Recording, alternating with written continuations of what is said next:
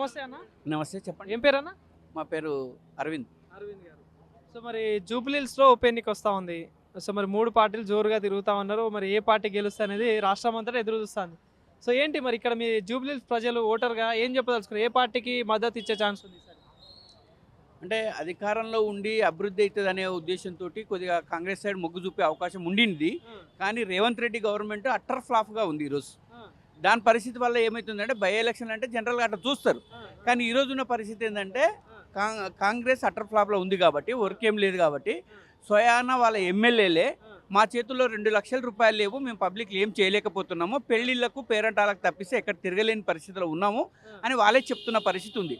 ఇంకోటి గ్రౌండ్ లెవెల్లో మా ప్రజలందరూ కూడా ఫీల్ అవుతున్నది ఏంటంటే వాటర్ సమస్య కానీ కరెంటు సమస్య కానీ ఆ రోజు ఎంత బాగున్నావో అంత చెడిపోయినావని చెప్పి వాళ్ళు మాట్లాడుతున్న పరిస్థితి ఉంది. వీటన్నిటిట లోకల్లో కూడా చూసుకుంటే ఏ ఇంటర్వ్యూలో చూసుకుంటే ప్రజలందరూ మాట్లాడుతున్నది ఈరోజు రైతు బంధు విషయం కానీ రైతు రుణమాఫీ విషయాల్లో కానీ ఏదన్నా ఇంకొక రైతు రుణమాఫీ విషయమే మనం మాట్లాడుకున్నట్లయితే పంచపాండవులు 5 అని చెప్పి మంచం కోళ్ళ వల్లే 4 చూపించి 3 ఏళ్ళు చూపి 2 అని చెప్పారట. అట్లాంటి పరిస్థితి ఉంది. అంటే 42,000 కోట్ల రూపాయలు ఖర్చు అవుతుందని చెప్పి 23-24 వేల కోట్లే ఖర్చు పెట్టారు, అంటే బట్వాడ చేసారు. దీనివల్ల ఏం తెలుస్తుంది? రైతు రుణమాఫీ కూడా 100% కాలేదని అర్థమవుతుంది. ఇంకోటి ఉప ముఖ్యమంత్రి గారే స్వయాన మాట్లాడుతూ ఏమన్నాడంటే 100% ఏ స్కీమ్ అయినా అమలు అవుతుంది, 80-70% చేసినామని చెప్పి తాను కూడా మాట్లాడాడు. ఇది పరిస్థితి. సెంట్రల్ లెవెల్లో చూసుకుంటే ఖర్గే గారే తెలంగాణలో మేము 10 సంవత్సరాలు ఇక అధికారానికి దూరం అయినట్టే అని చెప్పి మొన్ననే మాట్లాడినటువంటి స్థితి ఉంది. వీటన్నిటిని చూసుకుంటే ప్రజలు ఇవన్నీ గమనిస్తున్నారు. టీవీలలో సీరియల్ ఎంత చూస్తారో వార్తలు కూడా అన్ని చూస్తారు. వాటికి మించి లోకల్ చిన్న ఛానల్స్ ఏవైతే వచ్చినాయో ప్రజల్ని చాలా ఎడ్యుకేట్ చేస్తున్న స్థితిలో ఈరోజు ఉన్నాయి. వాటన్నిటి దృష్ట్యా చూసుకున్నప్పుడు ఈ లోకల్లో ఈసారి బీఆర్ఎస్ వస్తుంది అనేది అర్థమవుతుంది. ఇంకోటి ఈరోజు ఉండే క్యాండిడేట్ మీద కూడా వ్యతిరేకత ఉన్నదనేది అందరికి తెలిసినటువంటి విషయమే. చిన్న పిల్లలు కూడా మన ఫ్యామిలీలో మన పిల్లవాడు గంజాయికి అలవాటు పడ్డా, సారాకి అలవాటు పడ్డా, చదువుకు దూరమైనా మన కుటుంబం ఎంత నష్టపోతుందో ఈరోజు ఇట్లాంటి వాళ్ళని ప్రోత్సహిస్తే అటువంటిది ఎక్కడ పెరుగుతుంది అనేటటువంటి భయం కూడా చాలామందికి వచ్చేసింది జూబ్లీహిల్స్లో. కాబట్టి సైలెంట్గానే చాలామంది బీఆర్ఎస్కి ఓటేస్తారు. ఇంకోటి మాగంటి గోపీనాథ్ గారికి చాలా మంచి పేరు ఉంది ఈ ఏరియాలో. కాబట్టి దానివల్ల కూడా ఆమెకు ప్లస్ అవుతుంది. కేసీఆర్ గారి అభివృద్ధి ఈరోజు కనిపించడం లేదు అనేటటువంటి వాస్తవము. కాబట్టి ఆ అభివృద్ధి తిరిగి రావాలంటే నష్టపోయినటువంటి ఈ 2 సంవత్సరాలే కాదు, ఇంకో 2.5 సంవత్సరాలు ఏదైతే ఉందో ఆ తర్వాత 6 నెలల ఎలక్షనే ఉంటుంది. అంటే 10 ఏళ్ళు కేసీఆర్ ఏం పనులు చేయలేదు, మొత్తం అప్పుల రాష్ట్రం చేసేసిందని చెప్పేసి అంటా ఉన్నారు. ఏంటి మరి పథకాలు ఏమైనా అందినాయి మరి BRS government? Okay, Shaadi Mubarak ఎక్కడిది, కళ్యాణ లక్ష్మి ఎక్కడిది, ఇంటింటికి నల్లా ఎక్కడిది, లేదా కాకతీయ మిషన్ భాగీరథ ఎక్కడిది, లేదా ఈ రాష్ట్రం లోపల ఏది విద్యా లోపల వచ్చినటువంటి అభివృద్ధి ఎక్కడిది, ఐటీ డెవలప్మెంట్ ఎక్కడిది, రోడ్ల సుందరీకరణ ఎక్కడిది, పట్టణాల సుందరీకరణ ఎక్కడిది, ఇవన్నీ చూస్తే మనకు అర్థమవుతుంది కదా. ఇవన్నీ అంతకంటే ముందు ఉండిండేనా? లేవు కదా. కళ్యాణ లక్ష్మి ఇవ్వాలే, ఓ పేదోడికి సపోర్ట్గా నిలబడాలని చెప్పి ఆలోచన వీళ్ళకి వచ్చిందా? ఈరోజు ఈ గవర్నమెంట్ తులం బంగారం ఇస్తామన్నారు, ఎన్ని తులాలు బాకీ ఉన్నాడు? బాకీ కార్డు 2500 అన్నాడు, అవి కూడా లేవు కదా.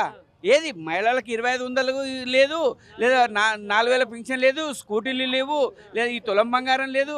ఇవన్నిటి పరిస్థితులు ఉన్నాయి కదా. ఈరోజు బీజేపీ తోటి కాంగ్రెస్ మిలాఖత్ అయ్యి షాదీ ముబారక్ ఎత్తేద్దామని చెప్పి ప్లాన్ చేస్తున్నది వాస్తవం కదా.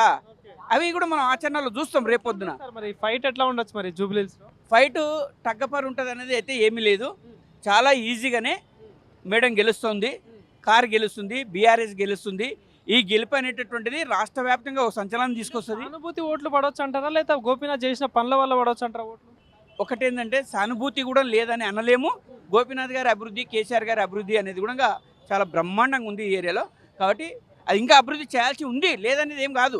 కానీ అంటే నవీన్ యాదవ్ కూడా స్థానికమైన లీడరు, స్థానికమైన వ్యక్తి, ఆయనే కూడా చేస్తారు మంచి పేరు అని చెప్పేసి ప్రజలు అంటా ఉన్నారు. సో మరి ఏంటి మరి ఆయనకి ఏమైనా ఛాన్స్ ఉండదా? నవీన్ కుమార్ని చూసేదానికంటే ముందు కేసీఆర్ని, రేవంత్ రెడ్డిని చూస్తున్నారు.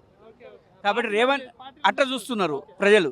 కాబట్టి రేవంత్ రెడ్డి చేస్తున్న పనులు ఏంది, అది కదా ప్రధానమైనటువంటిది. వాళ్ళు రోజు కొట్లాడడం తప్పిస్తే ఏం లేదు కదా. వాళ్ళ మంత్రులు ఎమ్మెల్యేల మధ్యలో ఉండే ఫైటే నడుస్తుంది కదా. వాళ్ళు ఇక్కడ ఒకటి ఆలోచనలు ఏంటంటే ఇప్పుడు అధికార పార్టీ కాంగ్రెస్ ఉంది, ఇక్కడ బీఆర్ఎస్ ఎమ్మెల్యే గెలిస్తే నిధుల విషయంలో కూడా కొంచెం ఇబ్బంది అవుతుంది కదా, మరి ఎట్లా మరి మీ ఓటర్లు ఏమనుకుంటున్నారు? ఓకే, నిధులు కూడా ఫైట్ చేసి తీసుకొచ్చేటటువంటి శక్తి ఇక్కడ గెలిచేటటువంటి ఎమ్మెల్యే గారికి ఉంటుంది. ఒకటి, ఇక్కడ ఈ బస్సులో ఉండేటటువంటి ఆటో కార్మికులు చాలా మంది కూడా మేము ఆటోలలో కూడా మాట్లాడుతున్నప్పుడు ప్రయాణం చేస్తున్నప్పుడు వాళ్ళ 12,000 ఎక్కడ బస్సు ఫ్రీ పెట్టిన తర్వాత వాళ్ళ జీవనం సమస్య అయింది. వాళ్ళ కిస్తులు ఎట్లా కట్టాలి, వాళ్ళ పిల్లల్ని ఎట్లా చదివించుకోవాలి, ఈరోజు ప్రతి వస్తువు రేట్లు పెరిగినా వాళ్ళు ఎట్లా జీవించాలి, వాళ్ళ ఫైనాన్షియల్ ఎట్లా కట్టాలి, చాలా సమస్యలు ఉన్నారు. ఇట్లా ఏ రంగంలో తీసుకున్నా ప్రతి రంగంలో కాంగ్రెస్ వల్ల భస్మాసుర హస్తం నెత్తి మీద పెట్టుకున్నట్టే ఉంది, కానీ అంతకు మించి ఏమీ ప్రయోజనం లేదు. కాబట్టి దాన్ని కంపల్సరీ ఇంటికి పంపిస్తారు. ఈరోజు జూబ్లీ హిల్స్లో పంపించడమే కాదు, రాబోయే జనరల్ ఎలక్షన్ కూడా ఇది ఊతమిగా ఉంటుంది. తప్పకుండా కాంగ్రెస్ ప్రభుత్వం పోతుంది, బీఆర్ఎస్ ప్రభుత్వం వస్తుంది, కేసీఆర్ ముఖ్యమంత్రి మళ్ళీ అవుతాడు, రాష్ట్ర అభివృద్ధి ముందలకు వస్తుంది, కాళేశ్వరం లాంటి ఎన్నో ప్రాజెక్టులు ముందలకు వస్తాయి, చాలా సంక్షేమ పథకాలు వస్తాయి, సామాజిక అభివృద్ధి కూడా ఈ ప్రాంతంలో జరుగుతుంది. ఇది విషయం. Thank you.